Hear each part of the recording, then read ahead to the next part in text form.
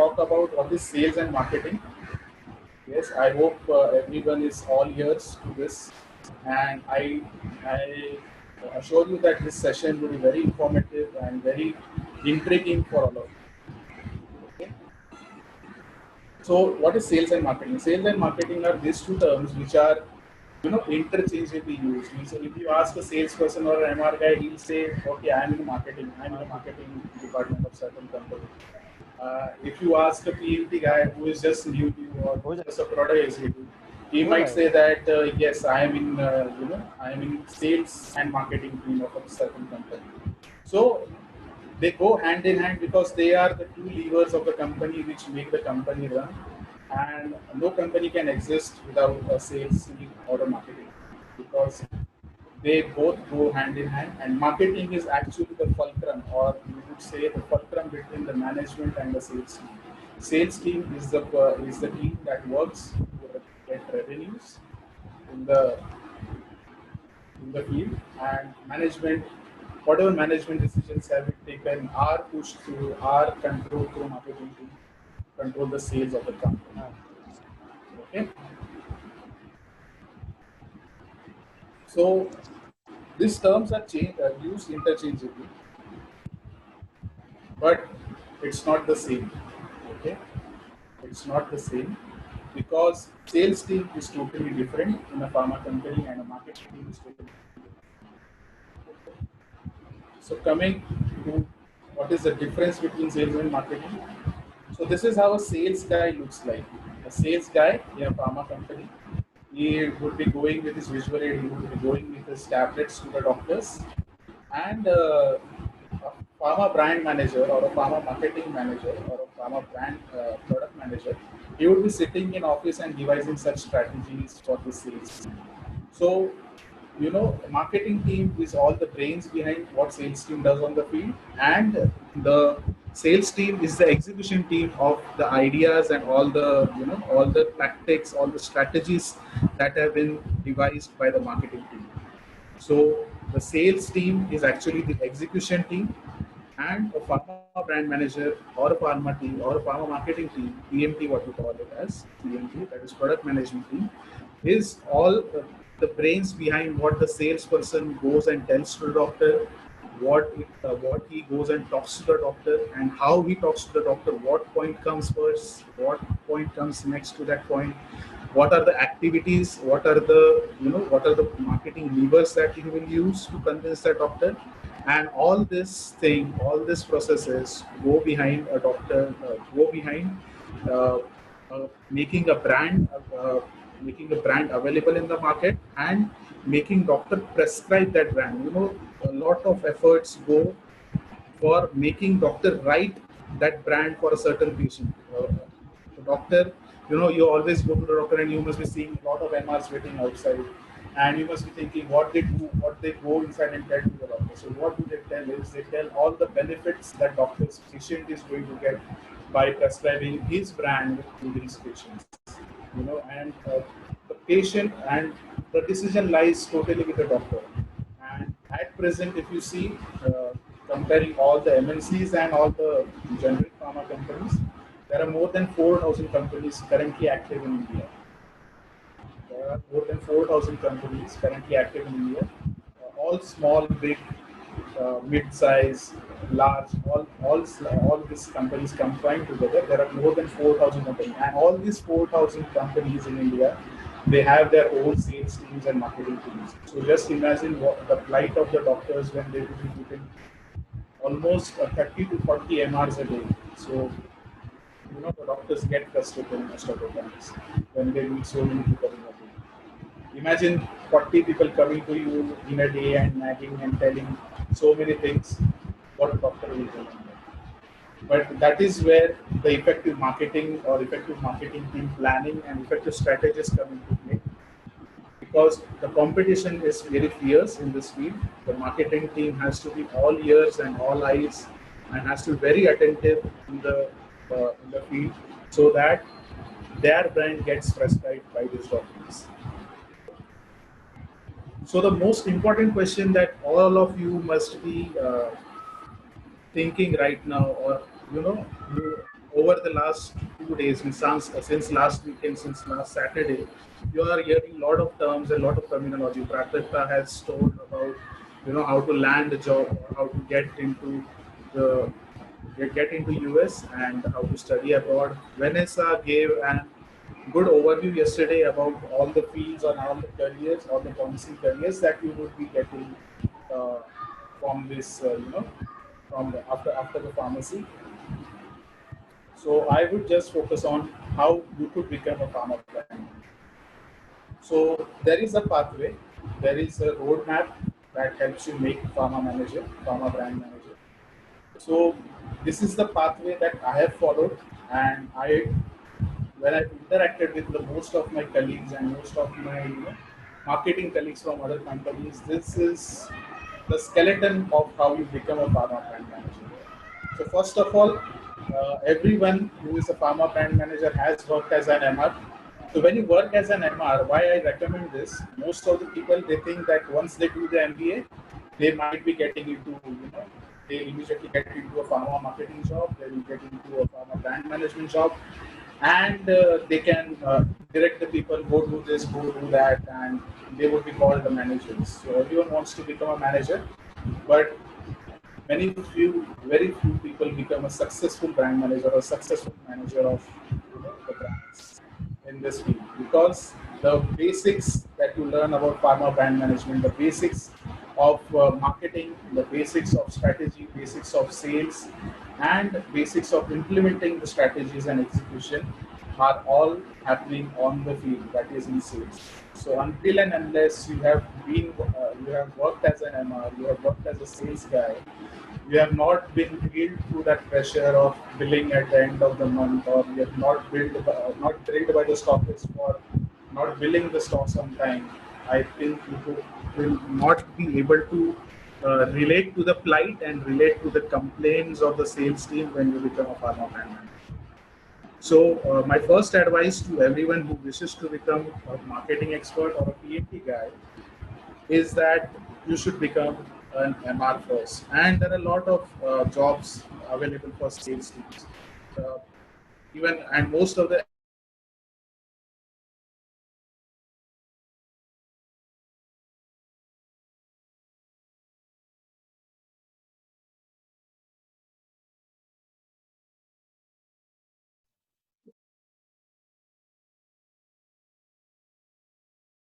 Hello. Yes, am I audible? Am I audible to you all? Yes, yes, you're audible. Yes, yes, yeah. Yeah. So what I would suggest is that you should spend at least a year, at least minimum a year as a sales guy, at least a sales guy or a saleswoman, I should say, on the field, because you get to learn the basics of pharma marketing on field when you meet the doctor and when you meet the chemist, when you meet the stockist. All these are stakeholders of the pharma business. So until and unless you have interacted with these three stakeholders in your in your sales career, you will not be able to devise strategies that will penetrate to the market. So for marketing, you have to get into market first. And I was talking about how it's not very difficult to get a sales job, because there are a lot of plenty of sales job available. There are a lot of opportunities coming every day, and especially we are blessed to be staying in a region where pharma sales job opportunities come every day, especially Mumbai MMR region. MMR region consists of even Palghar district, the Thane district, the Navi Mumbai, and Mumbai. So these four districts are considered as the MMR region. So there are a lot of sales job opportunities available from MNC companies, from Indian companies, and even the startups, even the pharma startups. They recruit the B Pharmacy or BSc students as their sales executives. So having said that, you need to get into sales job first. Then you should most probably plan for an MBA.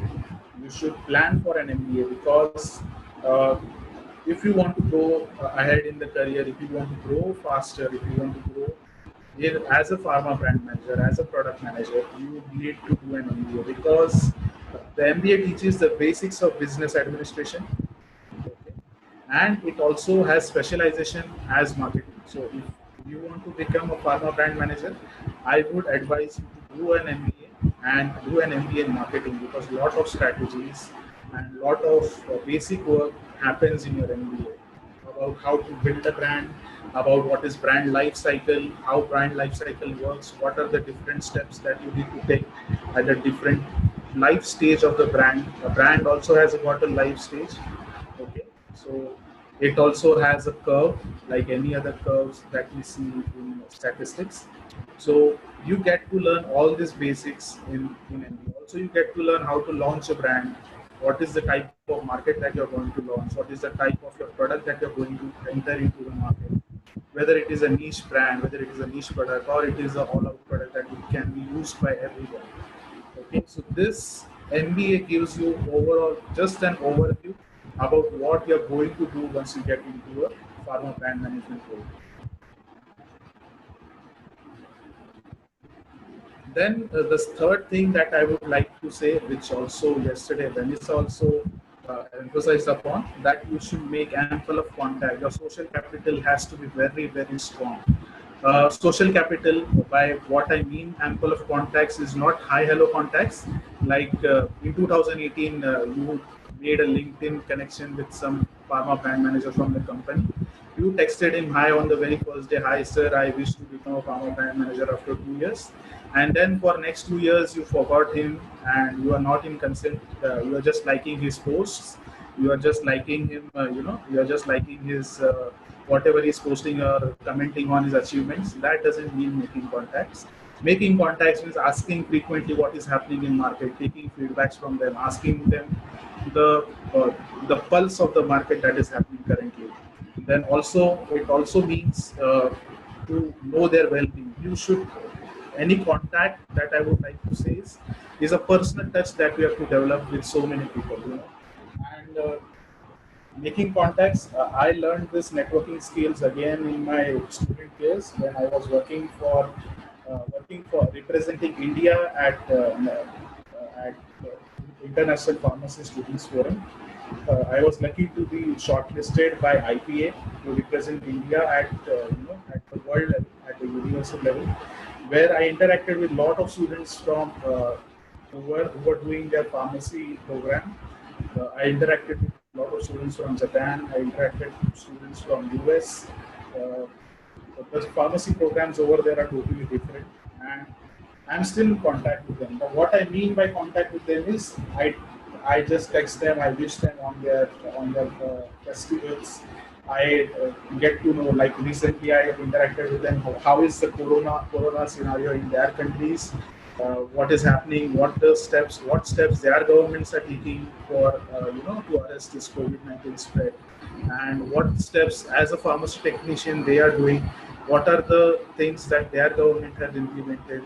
So all this, I am in constantly touch with the overseas friends. I would call them friends, because it has been more than 6 years that we were a part of team, and then we developed a good friendship. I have one friend from Egypt also. She did her pharmacy from Egypt, and then she shifted to Qatar, and she's doing well in her career. So Qatar is one of the least affected countries, maybe because of the scarcity of the population, or maybe Qatar was one of the countries that arrested COVID. Although the cases are rising there, the cases are still there.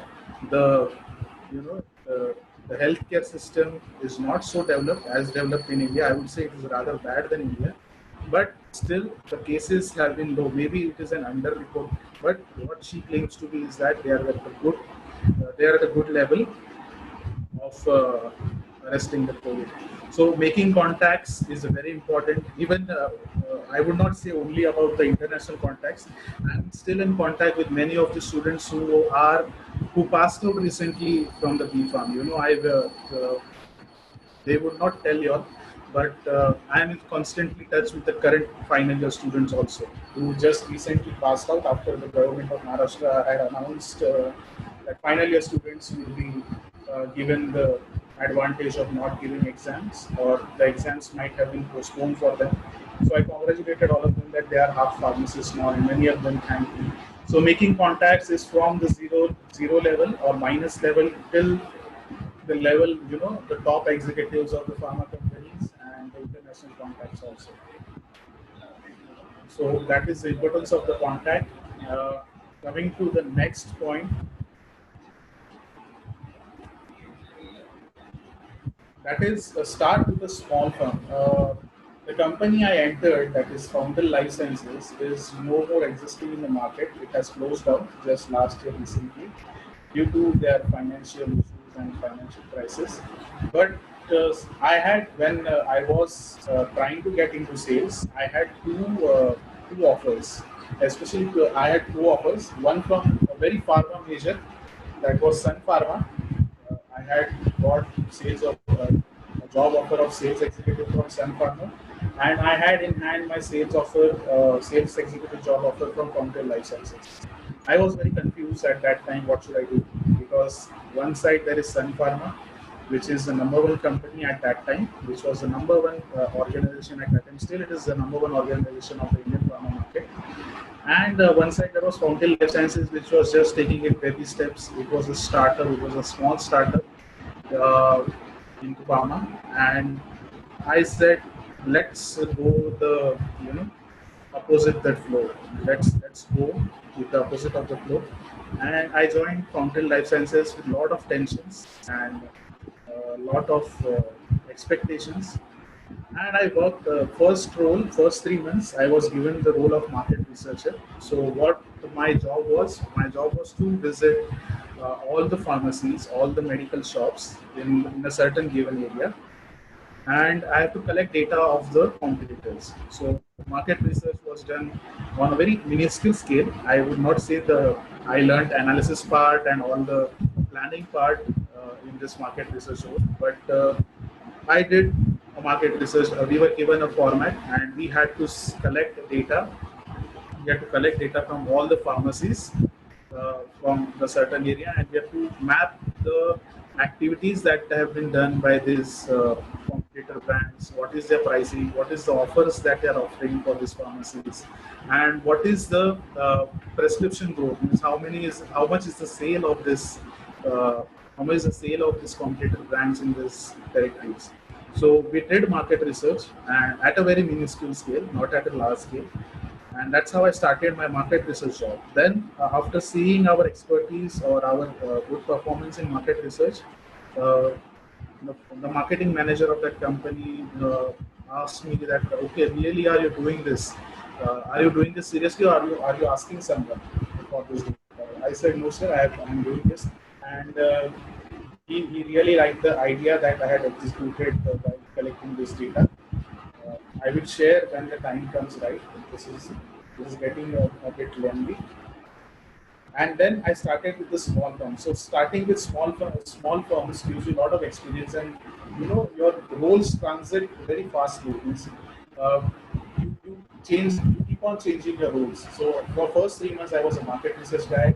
Then suddenly I was promoted to a sales guy. Then I became a medical marketing associate, and then I have to actually work like a sales guy in that for next 9 months. So 9 months I did the total sales. Is we have to promote the brand, we have to take the prescriptions, we have to convince the doctor for prescriptions, we have to meet the doctor for the prescriptions, and we have to manage the stock list as well as the pharmacies for the availability and all those things. And the most challenging part in this job was to make the products available, because this company was very new. This was not a very well-known company, and the pharmacists and the stockists were not ready to invest their money on the brands. So it was very challenging job as a sales guy to get into this, to promote this brand and convince the doctors. Secondly, what I learned in this sales job is that once you are tagged with a sales guy, once you are tagged that you are a sales guy, you are just a sales guy. Your degree doesn't stand. Your degree doesn't have any quality in the field. Your sales, you are a sales representative for the company, so you are like the rest of all. You are one of the flock. You are one of the flock of the sales. So one incident that happened with me was one guy was giving some recommendation to a patient of कोई सा चल रहा है तुम लोग का इतना बड़ा वो तो है उसी में खेलो ना Please mute your audio, please. Please mute your audio, please. भाई भाई तो चाचा मामा नहीं खेलते? Mr. Shadab Khan, can you please mute your audio? भाई Yes, thank you. And when one of the incident that I'm telling you, because you know why your degree doesn't stand in the sales field, because one of the pharmacist guy, he was giving some wrong advice to a patient of consuming the PPI before meal, something after meal, something like that. And then I counteracted him that okay, this is not concern. This medication is taken before meal and it is not taken after meal. So what he did is, who are you? He said. He asked me, who are you? You are just a sales guy. You do your job and don't teach. So the DPharm guy who is sitting, the diploma, I'm not. I don't mean to, you know, insult or to down throw any person who has done diploma. But the guy who was sitting in that pharmacy was a diploma guy, and that diploma guy is me being an B farm, me being an B farm, he was telling me that you're just a sales guy, so just do your job and don't teach. So you get to learn all these humble things. You get such experiences. You know, you get such experiences in your sales job. And secondly, uh,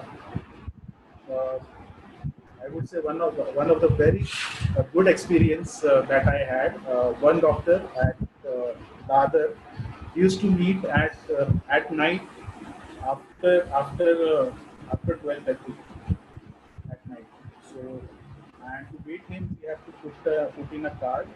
All the companies used to get your business cards. So you have to go 8 a.m. in the morning, and you have to his clinic will open for all the cleaning in the 8 a.m. in the morning, and his receptionist would come just to you know, open the clinic for or that helper who cleans his clinic, and she'll be there only for half an hour. At 8:30 it closes. So you have just that just half an hour window where you have to go and you have to put your business card so that you are able to meet the doctor at midnight 12:30. So I used to go every morning 8 a.m. and put my card. Only 5 cards were acceptable. And one fine day, I went to the doctor. I attended the call, and the doctor extended his time of meeting MRs, and that meeting went. One of the MR took almost half an hour, 45 minutes to meet that doctor. He was discussing some basic science and stuff. He was a local guy. He used to stay in mine, and the meeting went up to 1:15, and I had one last train at 1:20. So I got my call at 1:15 at the night, and I hurried up the call just 2 minutes. I said, "Sir, sorry, I'm hurrying up today, but I need to go and catch a train." So the doctor humbly asked me, "Where do you stay?" So I said, "Sir, I stay at Bangalore." And so he said, "Oh, so it's already so late, and why do you wait for me?" I said, "Sir, your prescriptions are very important as per the directions of my manager, so I have to wait for you." So that night was a very good experience for me. I went 1:17. I rushed out of the clinic. There was no rickshaws, nothing available. And 1:22 was the last train from Dadar to reach Virar side. I stayed at Bangalore. I still stay at Bangalore. And then at 1:25 I reached platform, and I came to know that train has gone. And that very night I slept on the other platform, and it was a very good experience. The trains were passing by. One policeman came and asked me why I was sleeping there. I said I am a medical representative. I just missed my last train, and I will go as soon as the first train will be. So at some 4:15 or 4:12, the first train I got, and I came back home.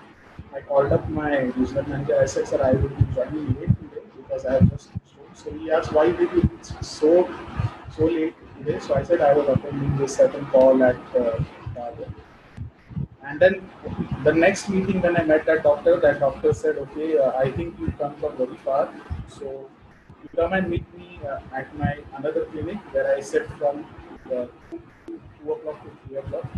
Uh, I'll make sure that you get at least one call once a month when you come to my back clinic." So you know all these efforts, they get recognized when you go on the sales field, and you get a lot of experiences when you go to sales job.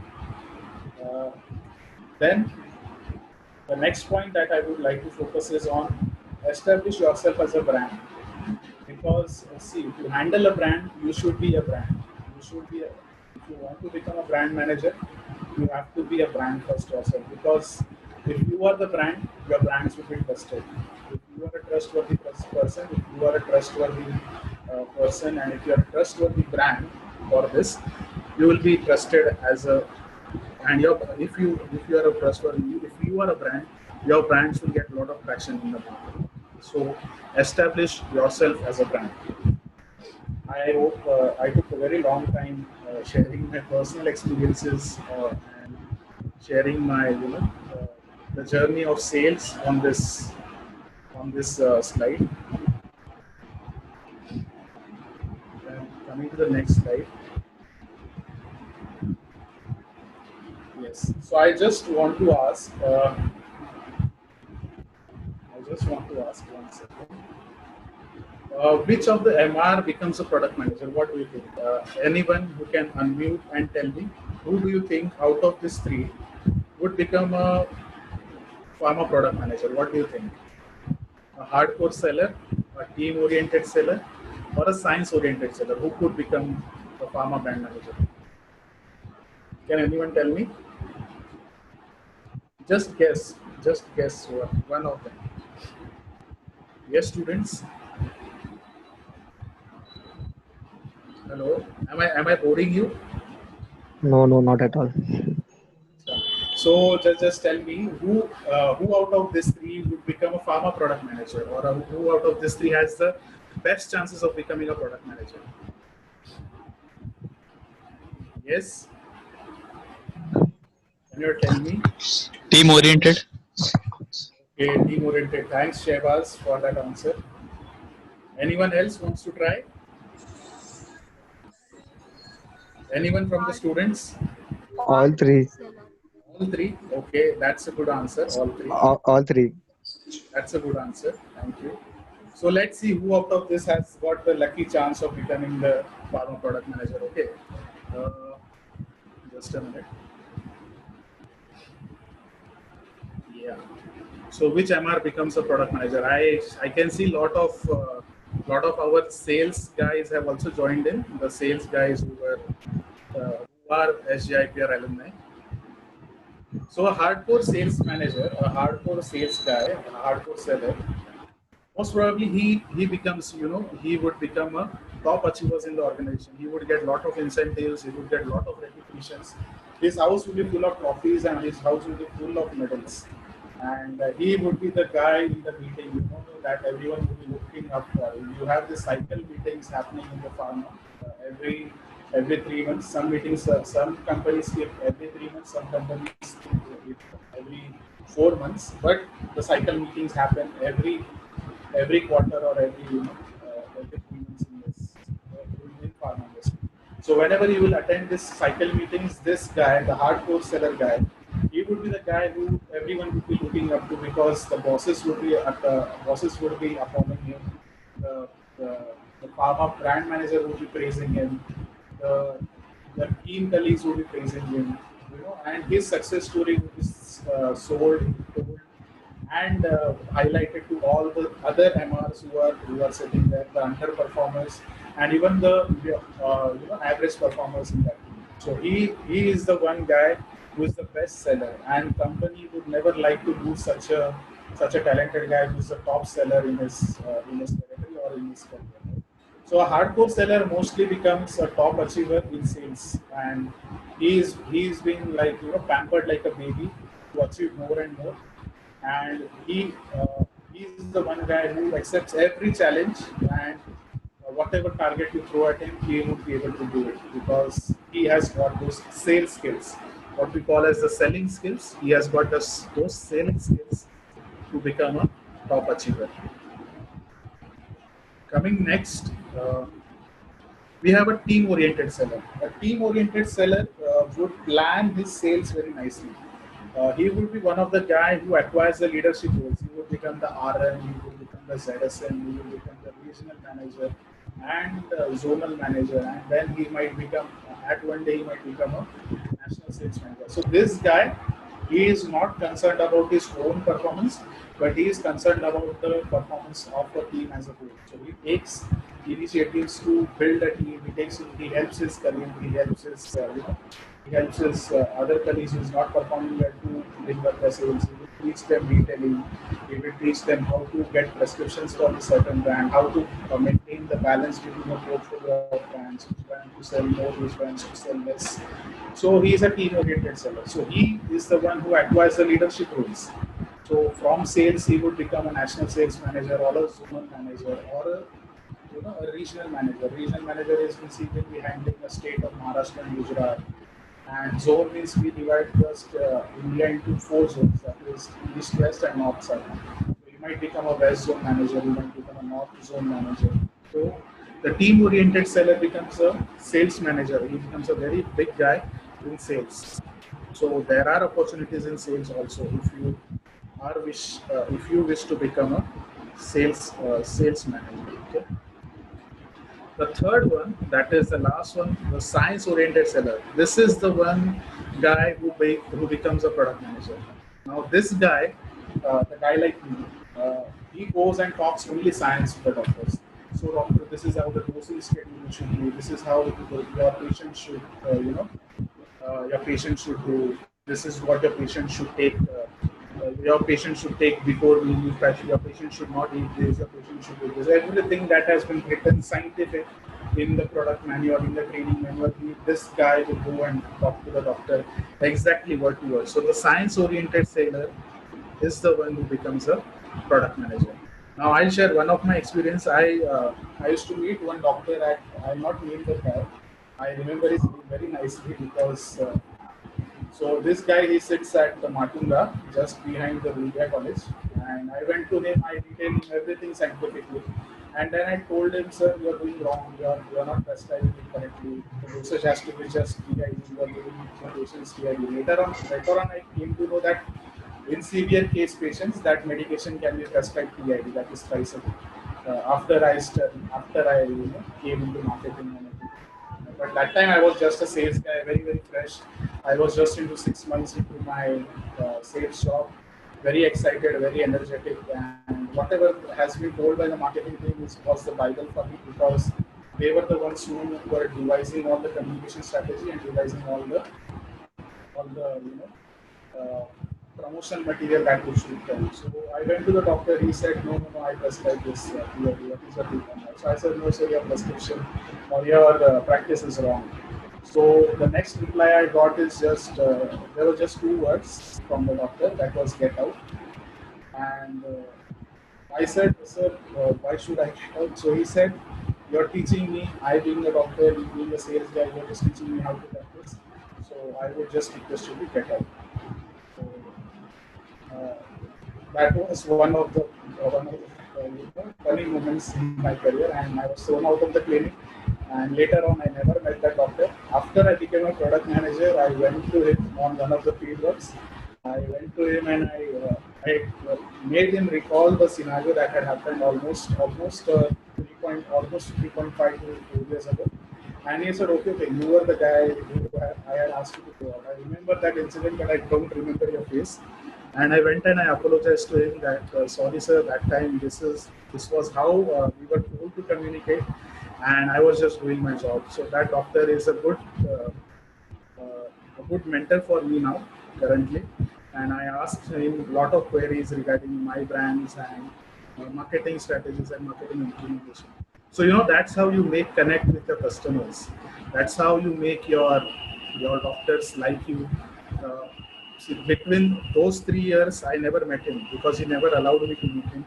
But when I went through my another company, I met him. I apologized, and we made a good connection. We made a good connection between each other.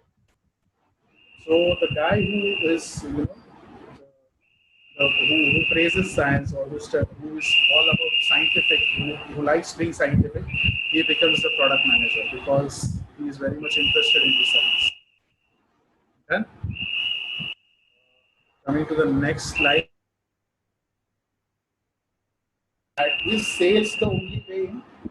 I think someone has raised hand. I'll just check. 1 second. Yes, someone has raised hand. I think who had raised hand? You can unmute yourself and ask your question. I guess that would be by mistake, I guess. You can proceed with the session. So, yeah. So, is the sales only way in, or is the sales is the only career that you will be able to get into marketing? I said no. I will say no because there are a lot of opportunities by which you can get into marketing. One is the business development executive. Lot of companies offer this position, the freshers, business development executive. You can. This requires a lot of skills. This requires financial skills. This requires marketing skills. Also, this requires customer relationship skills because business development executives mostly deal with B2B businesses. They rarely deal with the customers. They rarely deal with direct customers. They really deal with the businesses. So, a business development executive would be a preferable choice because he knows how to interact. He knows how to interact with his clients. He knows how to manage clients. He, during his tenure as a business development executive, has worked upon a lot of projects, and he is a good choice to be taken into a product management team because the basics of marketing and basics of brand management or product management has been imbibed into him during his sales or business executive days. Then second choice would be a person who has handled the role of customer relationship manager or institutional manager from Medcoms. So a lot of Medcoms like Grey Matter or there are a lot of Indian Medcoms like Insignia and a lot of medical communications company who hire freshers as their customer relationship managers or institutional managers. This customer relationship managers and institutional managers are also preferred choice for giving a product manager role. So they can also get into product management, in pharma product management to be precise. Then third, but not the least, comes a renowned B school fresher. A person from a renowned B school like JBIMS, NMIMS, SIES, Wellingtons. Most of the brand managers come from this school, MBA colleges. So a renowned fresher who has done a MBA from a good college can be taken into product management. Okay. So every time I interact with lots of fresher students, what they ask me, sir, can girls become MR or brand manager? I would say, yes, indeed they can become a MR and a brand manager. And we have a lot of examples from our institution, from SJIPR itself. We have Vilma D'Souza, who was my classmate. She is currently a product manager at Sun Pharma. We have Rachel Pereira, who was my senior, one batch senior. She is a product manager at Ajanta Pharma. We have Monali Matre, who was again my batchmate.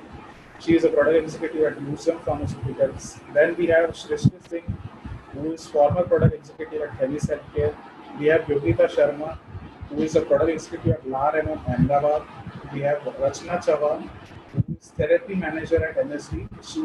I would like to specially mention her because she has done her MBA from NMIMS, chosen a sales job, and is now on the way of becoming a pharma brand manager. So even she has aspirations to become a pharma brand manager, and she is working for a very good team, very good company of MSD, not Sharp.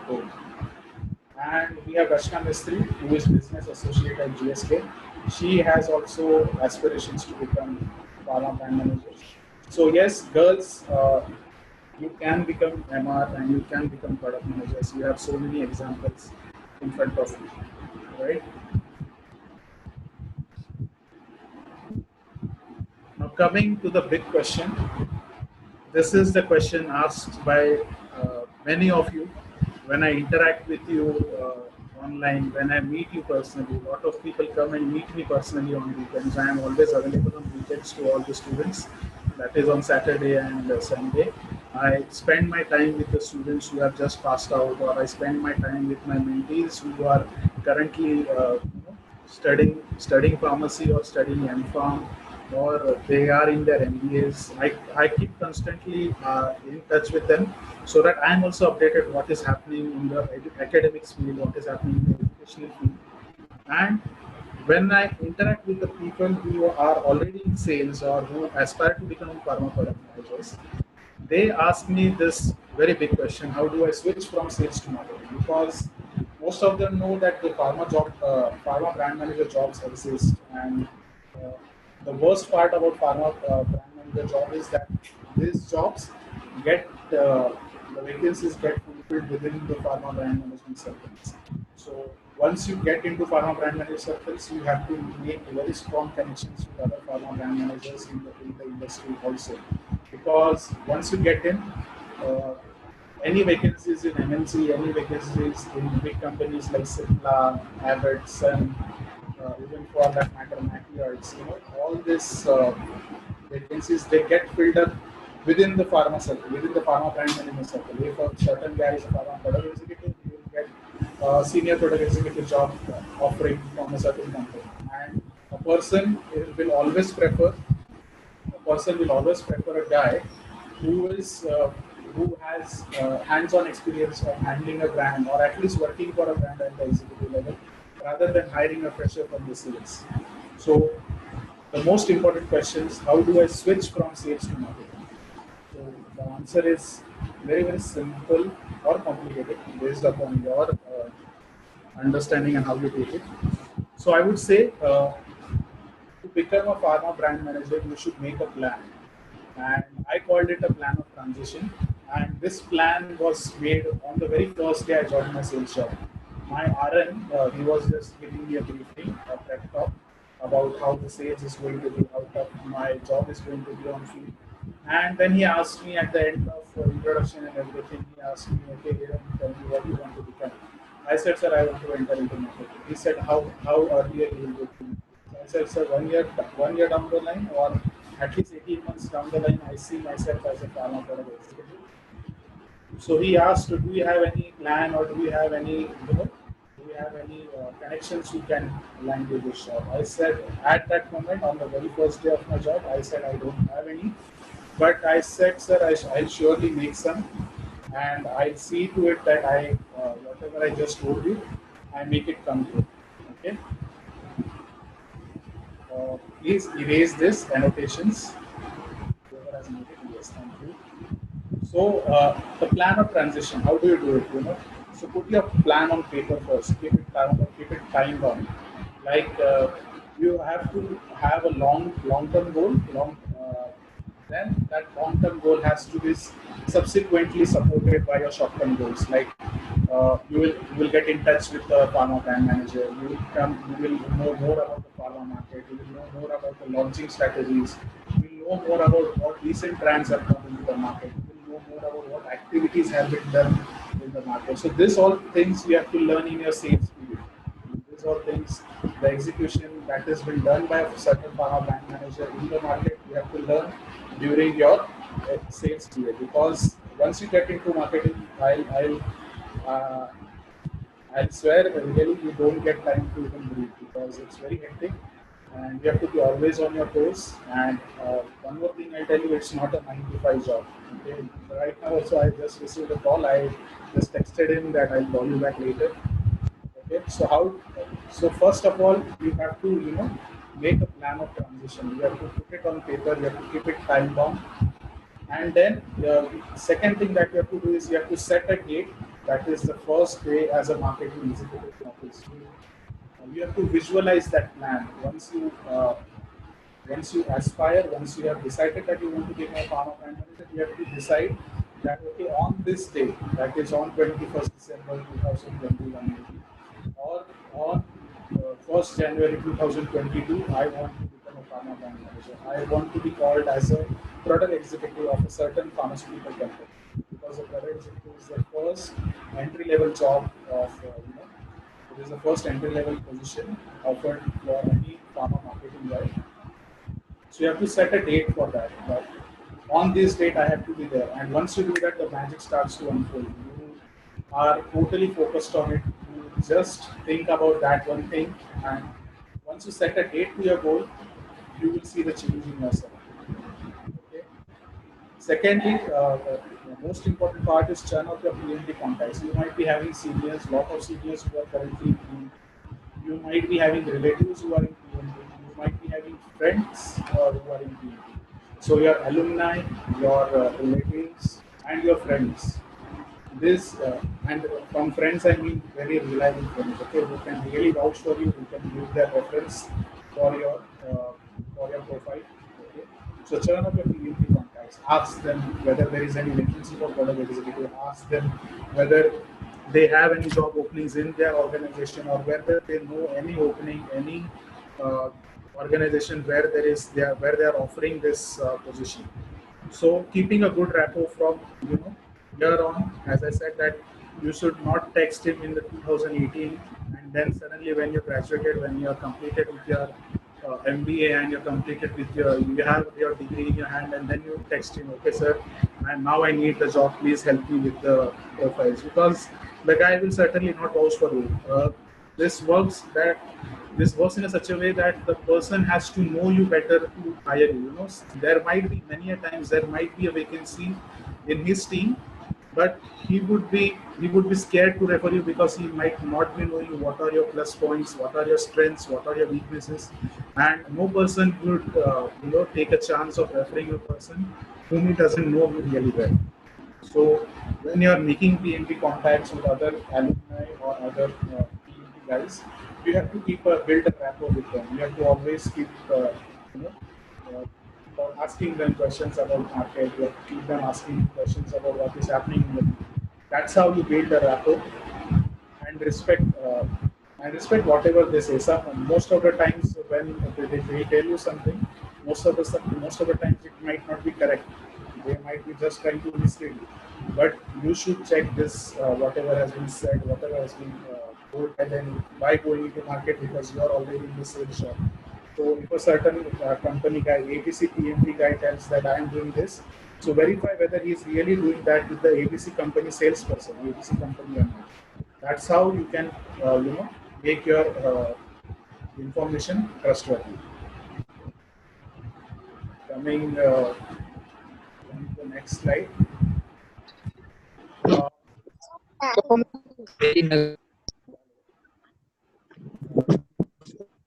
Mr. Santosh, can you please mute your audio? Mr. Santosh Bhalke, can you please mute your audio? जल्दी कर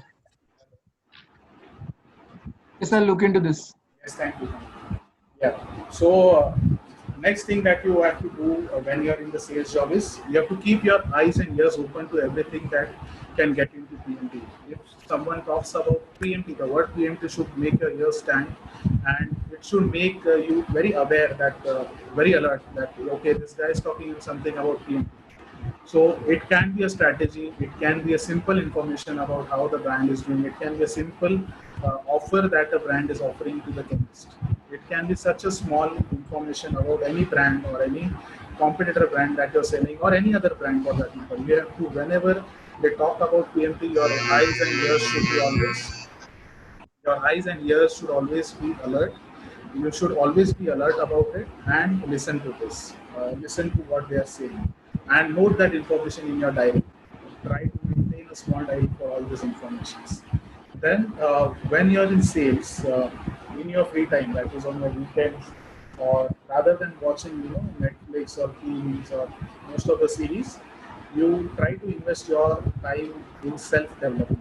You try to read self-help books. You try to read the case studies.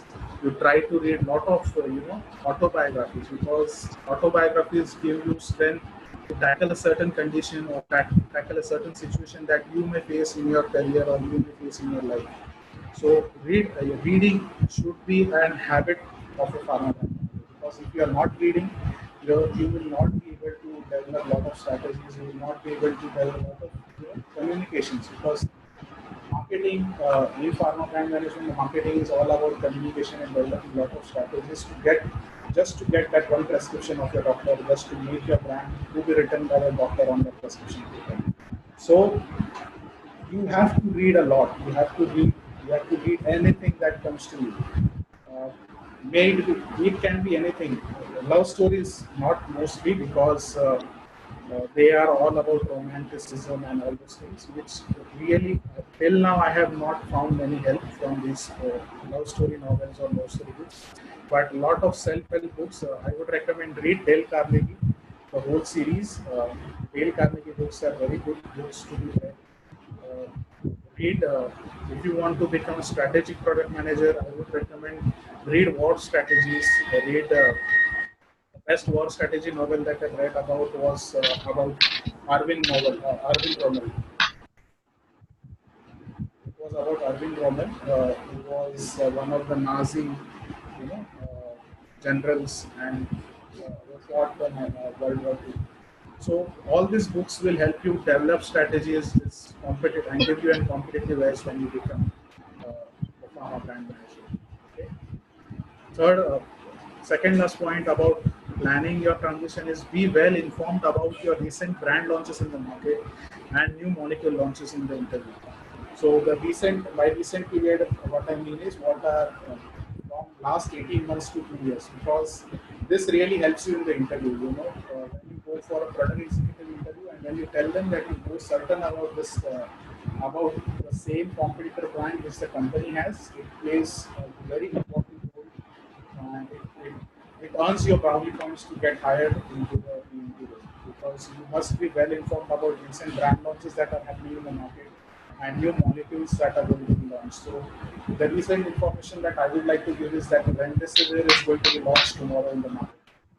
Mr. Jashlok, can you please mute your mic? It's a request. Yes. So the recent information that I have, and it's a true information that Remdesivir, the COVID-19 drug, is going to be launched tomorrow in the market on Thursday. And second, be well versed with your brands and thorough with your competitors also, because whenever you attend a pharma product executive interviews, what they ask you is what strategies you have implemented in your brand, what was your contribution, or what was your ideation that you have given in the brand, or what is that one thing that you're targeting about your competitors, or what is the thing that you are driving the prescriptions to. So you have to be very well versed with all this information when you're attending your interviews, when you're attending your pharma product management interviews, because this all information plays a major role for getting you hired as a pharma brand manager. So what is a product management team? Yes. So product management team is a think tank of a company. Whatever planning, whatever strategies, whatever the executional exercises that are need to be done, whatever training needs to be done, all this part of a pharma company is being done by the product management team. So they are called the think tank of the company.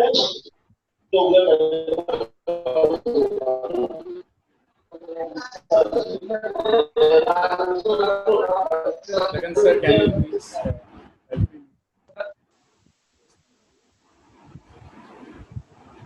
Yeah. So the product management team is the think tank of that company. They think upon each and every step that is going to be taken by the people, that is going to be taken by the sales team, and each and every move is planned in a such a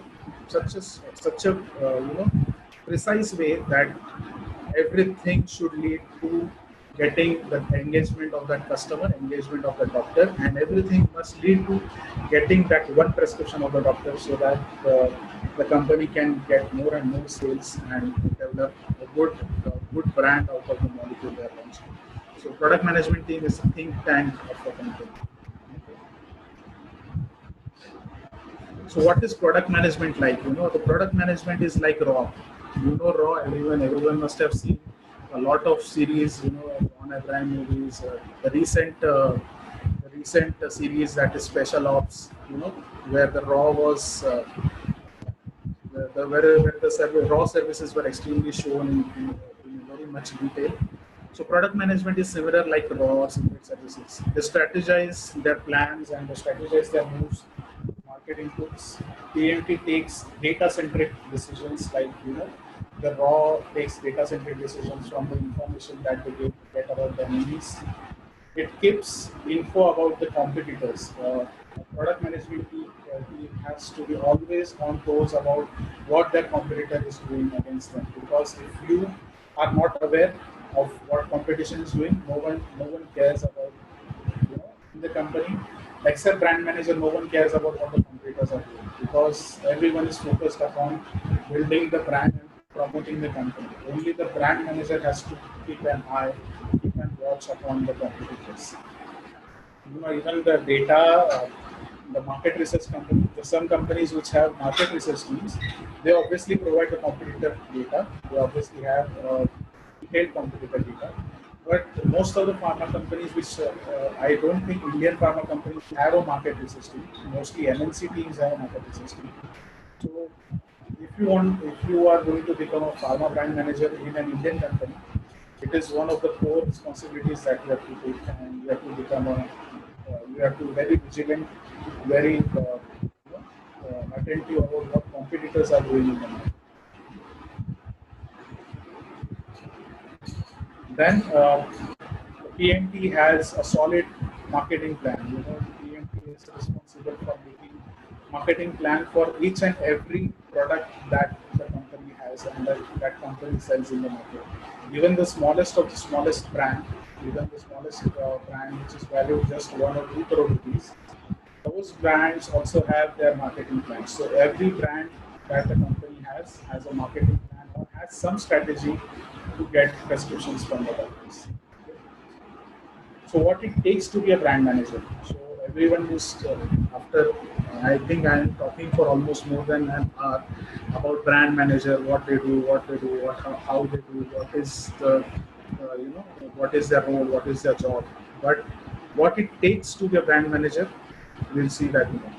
So there are four things that you need to have in you as if you want to become a brand manager. The first is the core skills. Second is business skills. Third is job efficiencies, and fourth is the deliverables. So in core skills, you should have a very creative thinking. You know, the creative juices should be very active, and you should have an out-of-the-box thinking attitude. Even if not, your ideation should be very strong. I personally feel my ideation is very strong, and that's why I'm able to, I took up a job of a pharma brand manager. So your creative thinking, your out-of-the-box thinking has to be very, very strong. The second most important core skill that you need to have is excellent scientific orientation. Means you should be thorough with your, I would say, KV Tripathi. Okay? You should be thorough with your pharmaceutics. You should be thorough with your pharmacology, and also your chemistry, because these three subjects play a very major role, very important role in your pharma brand management career, because there are many technical questions that come from the field when you are handling a brand. Very technical questions regarding the chemistry, very technical questions regarding the pharmacology, the dosing, the action, the contraindications. Also, your drug interactions should be very strong. So these four subjects, you have to be very, very efficient and very proficient in these four subjects. That is the pharmacology, your pharmaceutics, your drug-drug interactions, and your chemistry. That is your organic chemistry. And third most important skill that any or every brand manager must have is strong data analytical skills. So you should know uh, everything about MS Excel and MS PowerPoint. This point was also yesterday, even Vanessa had stressed upon. Now, what I mean by proficient and very strong data and MS Excel skills, uh, you have a lot of YouTube videos about how to make good presentation. You have a lot of YouTube videos about how to make good Excel sheets and good Excel pie charts, bubble charts, various bar diagrams, and etc. So what I mean by excellent skills is if you open your Excel, you will see there is home, insert, home, insert data, formulas, review view. So all those tabs that are there in the, which are present in the Excel, uh, whenever you open an Excel, you see all those tabs, home, insert, etc., etc. all that tabs, each and every component in that tab, you should be well versed with. That is what I mean by excellent and strong data analytical skills.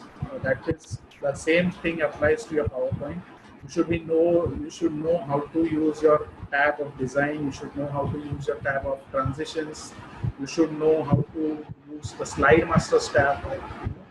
So all those tabs which are present in your Excel and your PowerPoint, you should be very well versed. In Excel, especially, I would say you should be very well versed with how to use VLOOKUP, which is most important because when a pharma manager gets a sales data, it is long and long sheets of data. So, but what we need to focus is on only certain columns. So you need to know extract data from that. You need to know how to apply the VLOOKUP. You need to know how to apply macros. You know how to make pivot charts. You know how to make pivot tables. So all these skills, all these data analytical skills should be there in you if you want to become a pharma brand manager. Okay. So this is some of the creative side that has been explored. This is one of the advertisement of Ganaton from Abbott. So see, this is an acidity brand. Okay, this is the brand, which is a PPI, and see how efficiently, how creatively he has displayed that avoid the burn and keep your stomach at ease. So this is talking about the acidity. So this is the creativity. Here you can see this is a cough syrup. This is a cold and cough syrup. So this has been displayed very nicely. Like this is showing that one dose offers you good sleep, one dose offers you good dreams. So the brand is Naquil, and this is what we do. This is what I do in my day-to-day job. This is one of the part of my job to think creatively. I'll show you one of my creations. This is one of my creations that is, do you see colors of acidity on your teeth? So acidity damages your teeth, causes erosion and pain and discomfort. So this is the poster that was created by me. Only the ideation was done by me. The poster was created by my artist. So this is the part of creativity that you have to do in your pharma brand management job.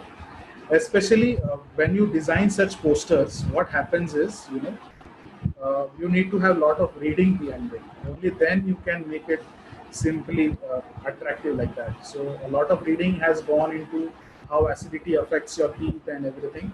And after a lot of reading and after a lot of referencing, this creative poster has come out. Same must have been the background story of these two or the previous one also. Okay. Now coming to the business skills. If you see business skills, you should be having very impressive communication skills. Like I am talking to you all now, you are very engaged. You should have very good communication skills. You should have very engaging communication skills to become a pharma brand manager. Because presentations, every 3 months, or I would say rather every 2 months, every 2 months you have to give presentations in your company. And it may be just it might be just to your bosses, or it might be to your sales teams. The presentation is part, or I would say presentation is part of life of a brand manager. So you need to have impressive communication skills. Then you should be a good team player and a multitasker. Why a good team player? Because a marketing department is fulcrum between several departments. So the sales needs to get the input. So you need to have very good contacts, very good rapport with your dispatch department, who dispatches goods, who dispatches sales goods, who dispatches your marketing promotion material, who dispatches your marketing, inputs to these people, to the sales people.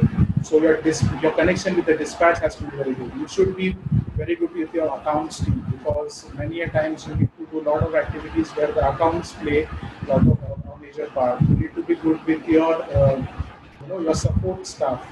Your support staffs give a lot of information about about the vacancies in the company. So you have to plan your strategy. If that area is vacant, how you will act in that vacant area. What will be your plan for the vacant areas of your company? So you have to be very well versed with your support staff, your HR team.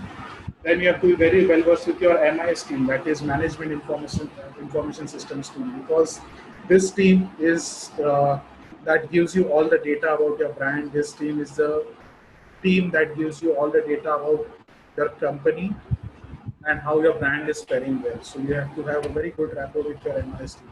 So all in all, a marketing guy is, you know, he has so many strings attached to him just to make a brand successful. So he has to be a good team player and a multitasker, because when you're working on a brand, in a day you need to have so many things regarding these so many departments. You need to be very well versed with your billing team also, the person who builds your team.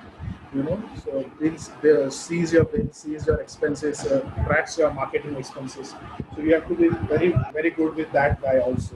You have to be very well connected, and you should be friends with your training team especially, because training teams decide which brand gets the priority to be exposed to the trainer, to be exposed to the new freshers or newcomers in your company. So your training, you have to be very well versed, very strong bonding with your training team also, because if you want to present first, uh, your training team will only approve that, will approve uh, will give a go ahead or green signal that your brand can be promoted first. Then thirdly, you should have one of the most important business skill is leadership skills, because in leadership skills, I mainly want to focus upon decision making. If you are not able to take decisions on time, because in marketing, I would say a brand manager especially has to befriend time. A brand manager has to befriend time. If he does not befriend time, if he is not a good time manager, he is not a brand manager. If you are not able to manage your time, if you are not able to take your decisions in time, you might end up losing your brand, and you might end up losing a lot of profits for the company. And if you lose profits for your company, most probably you might end up losing your job too.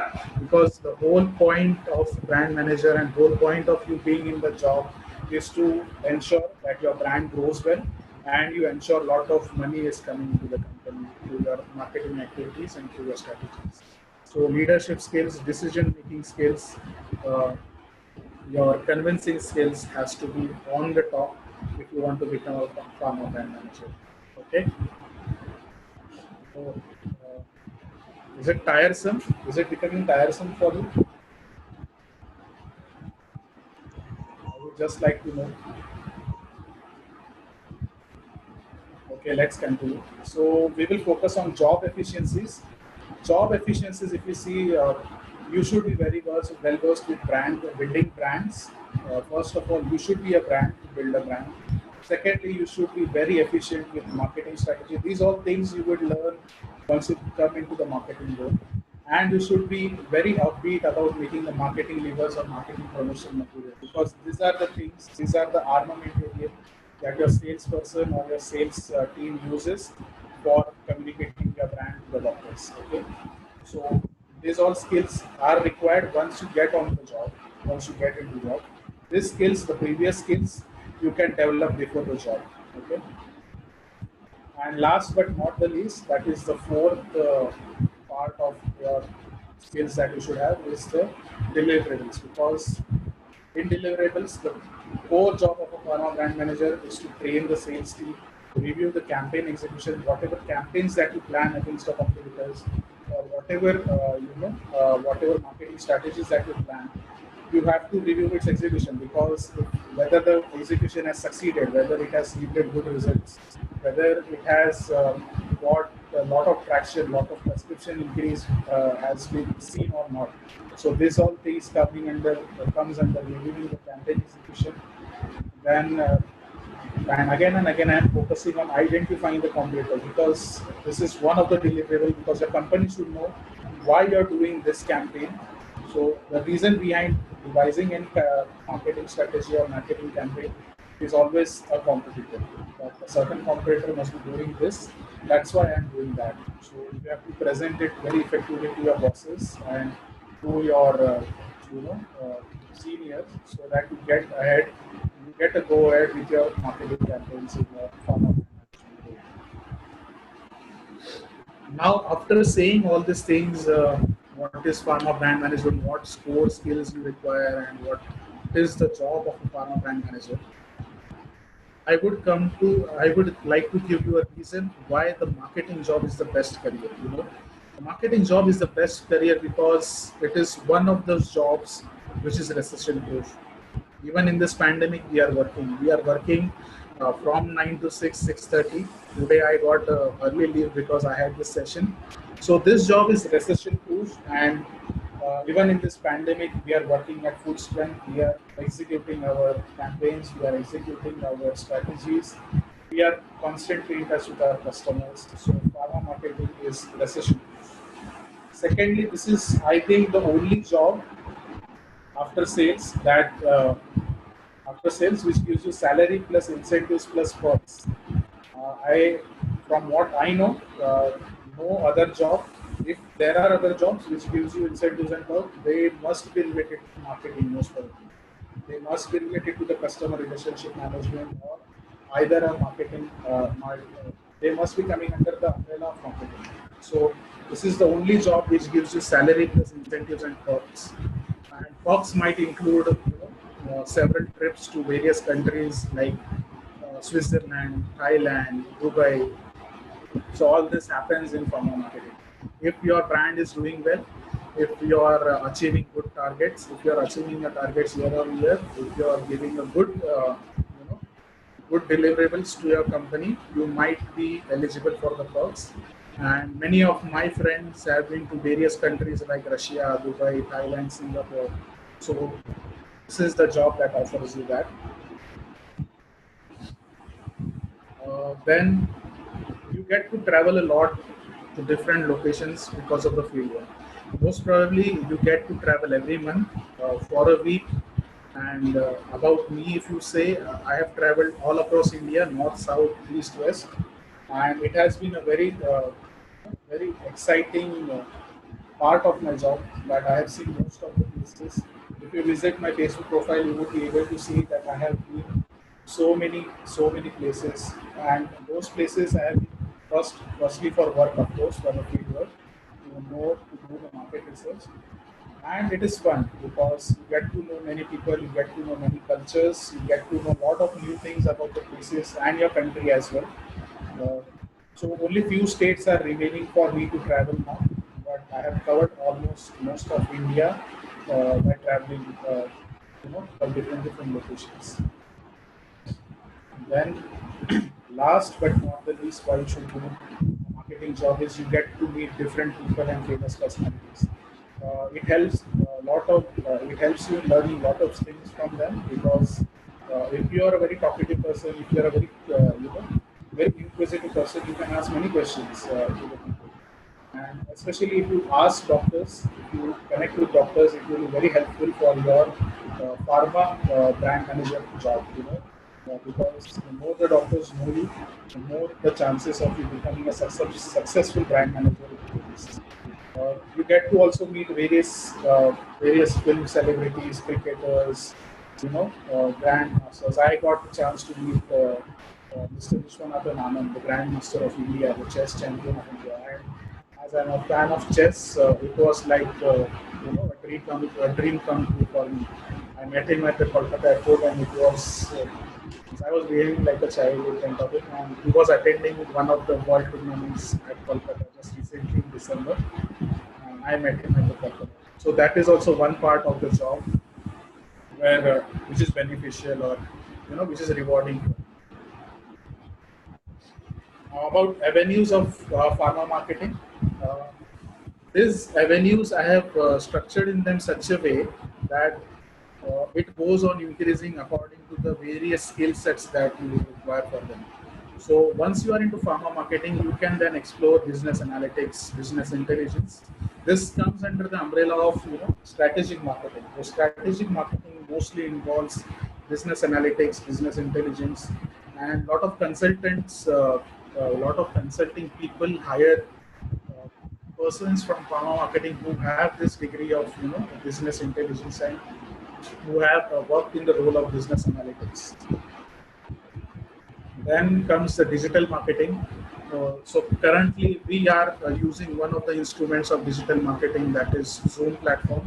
So this is going to be the next big thing in every marketing prospects. You know, digital marketing is going to be the next big thing in the marketing arena. So one of the things that has been very hyped up is currently the social media marketing.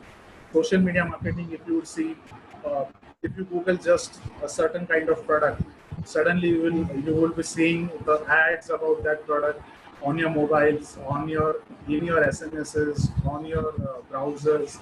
You know, so social media marketing is a big thing in the current scenario.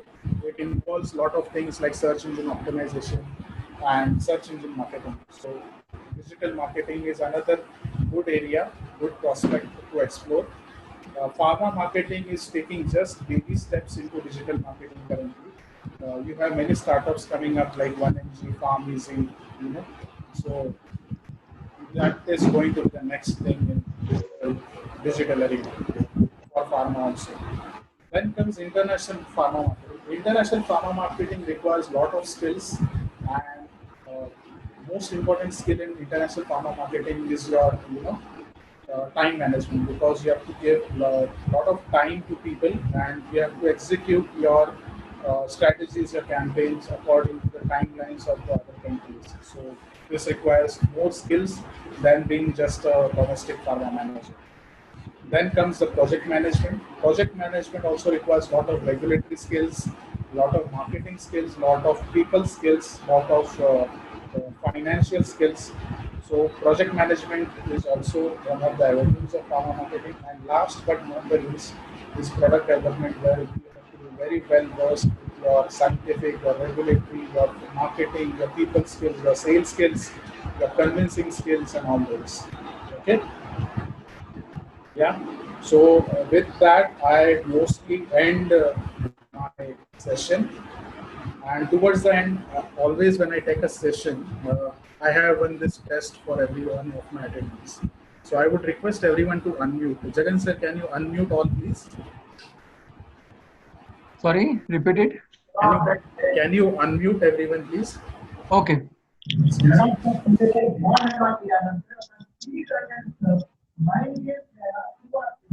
Hi, everyone. Students, can you hear me? Just say yes or no. Yes, sir. Yes. So there is a small test for you all.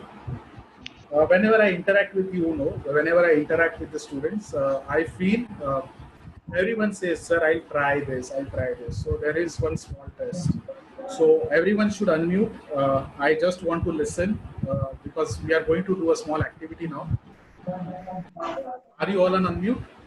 Yes. Yes, sir. Yes. Yes. So I just want you to snap your fingers. Just try to snap your fingers, okay? I said just try. Don't snap it. I want you to just try to snap it. Are you trying? Yes, sir. Yes, sir. So how many of you succeeded? Me. Yeah. So either you snapped or you didn't snap, right? If you have snapped. if you have snapped, you have failed. And if you didn't snap, you have failed, because I just told you to try to snap. I didn't tell you to snap the fingers. What I told you, focusedly, I told you to try to snap your fingers, right? If you have snapped the fingers, and if you have didn't snap the fingers, the people who snap fingers have also failed the test, and the people who didn't snap the fingers have also failed the test. What I want to try to tell you here is, many of you, when you come to me and when I give some suggestions and when I give some advice, you say I try to implement it. So what I want you to know is there is no such thing called as trying. You know, either you do it, either you snap a finger, or you don't snap a finger. There is no such verb, there is no such action called as trying. There is no such action called as trying. So whenever next time you will be using this word, I try, just remember you cannot try anything. Either you end up doing it or you don't end up doing it. Okay. So I call this formula as the Master Yoda lesson. And with that, I wish that may the force be with you. Thank you for your patient listening, and thank you for all those who have attended this session. You can connect me on my email ID as well as LinkedIn. Thank you. Thank you all.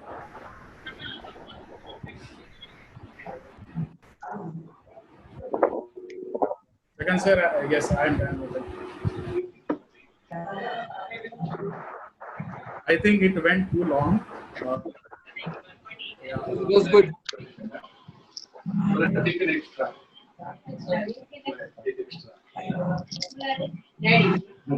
I went too far. Yeah, I think Heram, good evening. Good evening, ma'am. Yeah, I think the session was really very good, very interesting, and you have really planned it out very well for the students. So those who've paid attention, and of course, we will have that also hosted on the Facebook and the YouTube, the recorded version. So I'm sure it's going to be a real kind of a pathfinding source for the students. So glad that you shared all those personal experiences and really planned it out so well for students to know exactly how they should think about it and how they could put themselves in your shoes and understand how the situation was. So congratulations to you also for doing so well. It's very nice for us to know our alumni who are placed. I saw some of the others also present here. So glad that they have also joined the session. And students, yes, you all must take the chance and take opportunities to really benefit from such kind of sessions. So you're lucky to have the alumni who are willing to contribute and spend time for all of you. So once again, thanks Heram, and I'm sure if anyone else has any questions, then please go ahead. Yes, I would be glad to answer those. Yes, all the questions are welcome.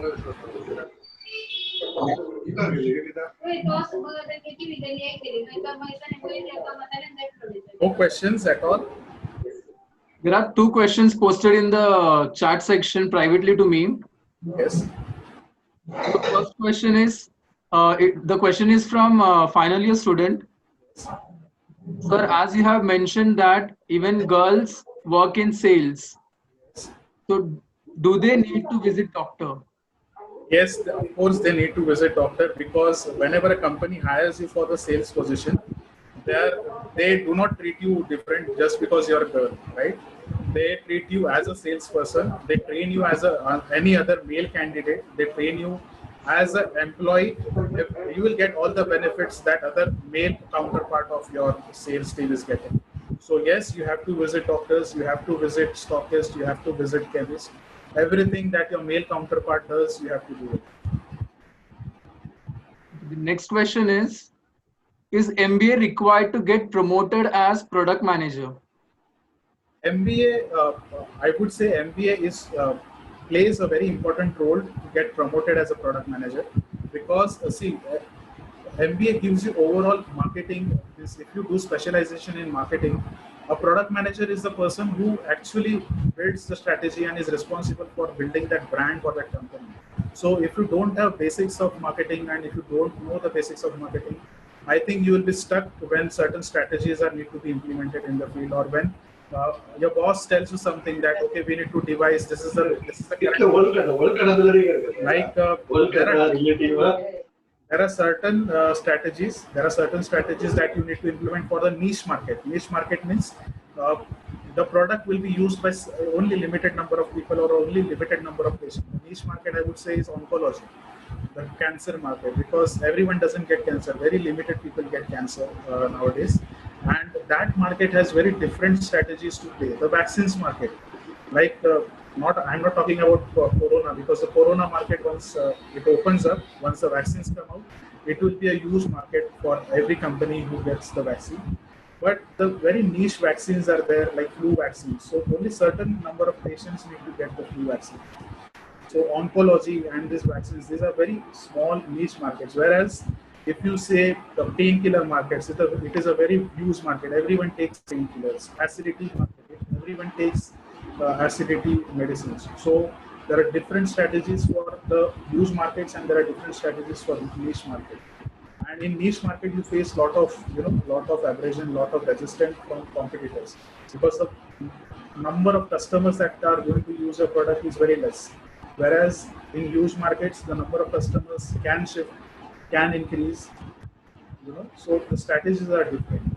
That's why an MBA is essential for a product manager. I'm getting 3-4 questions again, but everyone is asking the question in private. I don't know why. They're Maybe not asking the there's, question directly to you. I don't know. That's okay. Okay, the next question is from Pranjal Patel. Yes. He's asking about like what is the difference between the part-time MBA and full-time MBA? Is part-time beneficial? Now here yes, this is the biggest confusion that everyone has. Part-time MBA again requires lot of preparation for entrance exams.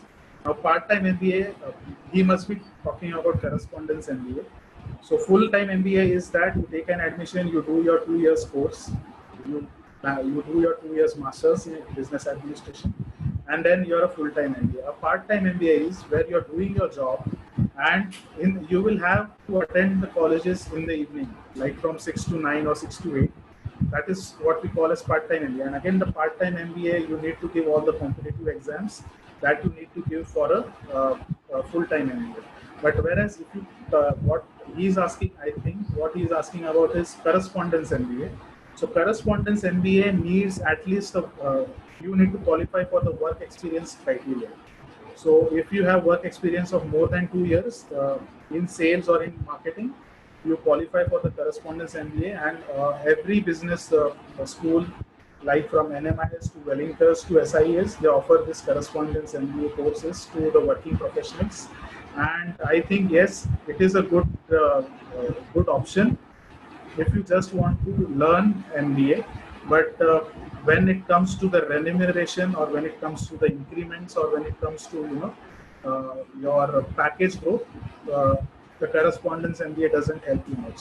A part-time MBA and a full-time MBA will help you more compared to correspondence MBA.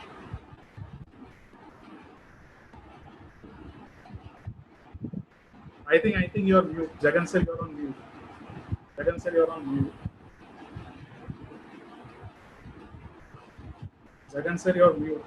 Please unmute yourself. Jagan sir, you're on mute. Sorry. Yes. Yeah, the next question is from Hardik Patil. What is the importance of communication skills in marketing? Okay. See, a very nice question. I would give brownie points for that. A very nice question, because not many people ask this question.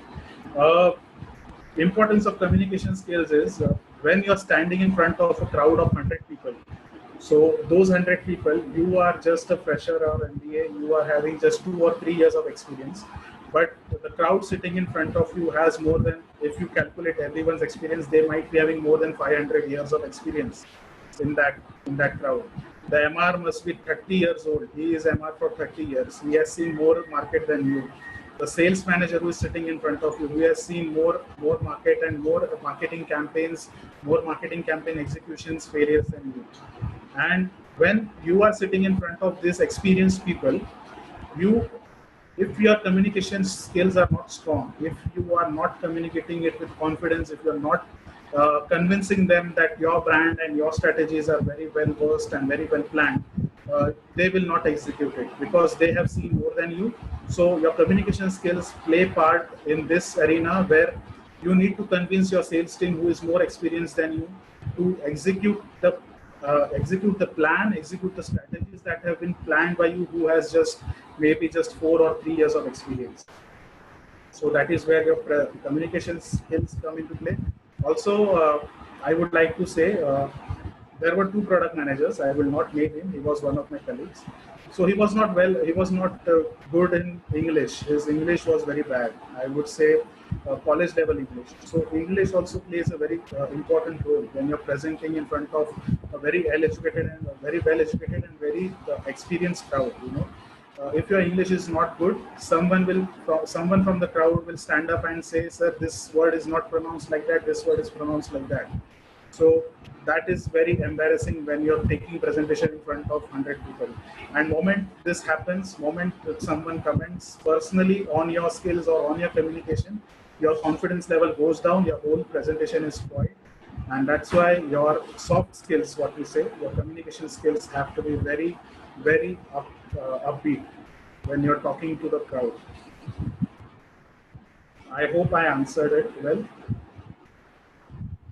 Yes, sir. Thank take, you. Can we take one more question? Yes. So many. I'm Okay, waiting so- for the questions. So the question is, what is the average package for freshers in marketing? Okay, so average package depends upon what is your current package in sales. Good question again. But for a fresher, if you have done an MBA, it would be above 5 lakhs per year. If you have done, since you are a B school graduate, on an average, it will be above 5 lakh in pharma. And if you have done sales, after B pharmacy, you have joined sales. So it depends upon how good you were able to uh, transition or how good able you were to take the packages in your pharma sales times. If your pharma sales package was lakhs, so again, when you join as a product executive, your packages will cross 5 lakh category.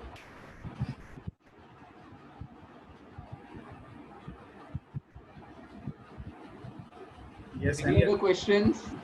Good evening, sir. Am I audible? Yes, Rachna, you're audible.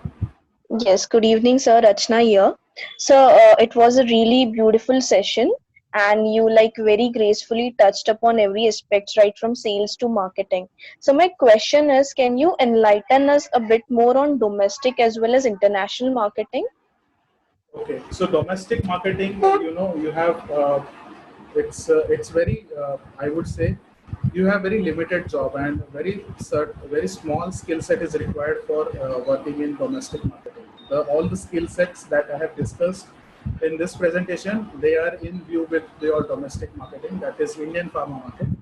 But when you go in international marketing, so when you go for international marketing, you need to know the market scenario of that country.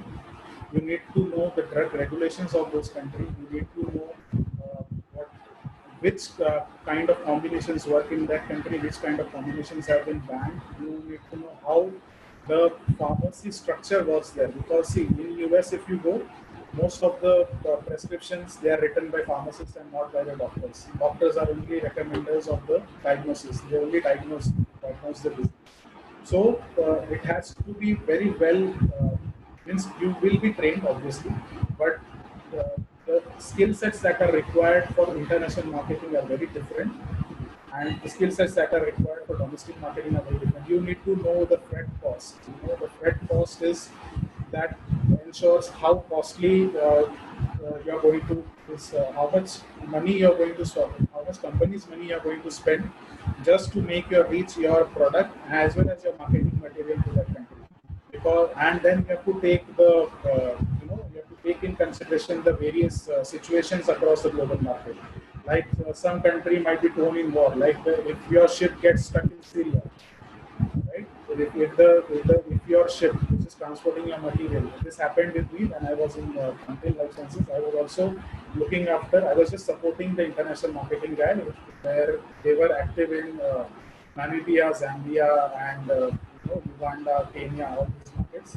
So during this time, that 2014 and 2015 time, the Syrian war broke out between the ISIS and all those. The rioters. So our ship got stuck in Israel, and it was stuck for more than 8 months to 12 months because the other countries had traded embargo on Syrian waters. So the ship was in the Syrian waters, and because of the embargo, the trade embargo, we cannot move our shipments, and the product got lost. Then the marketing material got lost there, and there was no promotion or no products available for sale in those countries. So all these things, all the freight cost, all the the timelines you have to follow, means how much time it will take by air, how much time it will take by ship, because most of the pharma companies they use all these shipments only. They use only the container carriers to transport their materials. They never use airplanes. Airplanes are way too costly, and airplanes will carry only small amount of your stocks, whereas the ships will charge you according to the container cost, the freight cost, and all this matters when you plan your marketing and your promotion plans. So those kind of skill sets are required in your international marketing, whereas all these things are not required in your domestic marketing. Rachna, I hope I answered that well. Yeah. You answered like pretty well, but then it has to do with the availability of your product, or how to market a particular product in that particular area. I didn't get your question right. So is the thing related to making your product available in that particular area, or making strategies to market your product in that particular area of interest? Everything that you said just now, everything. It includes making the marketing strategies. It includes making the product available, because see, you have to also take in factor the consumption factor. Means how fast your product is getting consumed in that country. Based upon that, you have to plan your production here. If the product is getting planned in India, production is in India, you have to hype up your production. You have to pressurize your production teams that, okay, I need this by July, or I need this by August. If your product needs to be used in that country in maybe in Feb 2021, it has to go from here. It has to go from India at least by August end. So that minimum period of this expiry date. The expiry date also matters. The lesser the expiry date of your brand, more pressure you will have. If the brand is just, if your product has expiry date of say 18 months or 24 months, you have to plan well in advance, and you have to plan very well. You have to plan the transport very well, because the product has to reach the certain countries within the period of 3 months. If the product reaches after 5 to 6 months, most of the companies or most of the stockists lying in that countries do not buy your products. That is also one of the factors. Okay, thank you so much. Yes, I have one more question here. Good evening, sir. How important is the institution from where one can get the MBA? Basically, does the institutional brand count in final posting? Hardik, nice question again. Yes, institutional brand does count, but most probably I would say an MBA, anyone who has a valid MBA degree is counted as on the same level. You will get the same package. If a person has done an MBA from NMIMS, and if you have done an MBA from a lesser well-known institute, maybe from DY Patil, I would say, you will get the same this thing. But when promotions will be considered, when promotions will be considered, the guy who has done an MBA from NMIMS will have an edge. So before for entry level, it doesn't matter, but when you are going for promotions, it will certainly matter. Thank you, sir. So, any more questions? I think I got better questions than the first two sessions. Yes, definitely. Any more questions? Can you ask? You can ask here, or you can ask me on LinkedIn. Your professors have my number. You can take my phone number from them and ask me. You can text me personally on weekends. My weekends are all for you. I solve queries of lot of people on weekends, Saturday and Sunday. So if you are not getting any questions in mind, you can revisit this session, and as and when you watch this session, whatever questions you get, you can just text me. You can just ping me on my WhatsApp or my LinkedIn, and I'll try best to answer. Right, Jagan sir? Yes. So we can conclude the session then. I think there are no more questions from the students. So it was a nice. Yes, Jagan sir, you were saying. There are no questions now. So I'll end this meeting. And thank you, everyone. Thank you, Savita ma'am. Thank you, Saya ma'am. Thank you, Jagan sir, for giving me this opportunity. And I hope very soon I'll be attending the college and take a session in that auditorium, which is my home ground. Yes, thank you, everyone.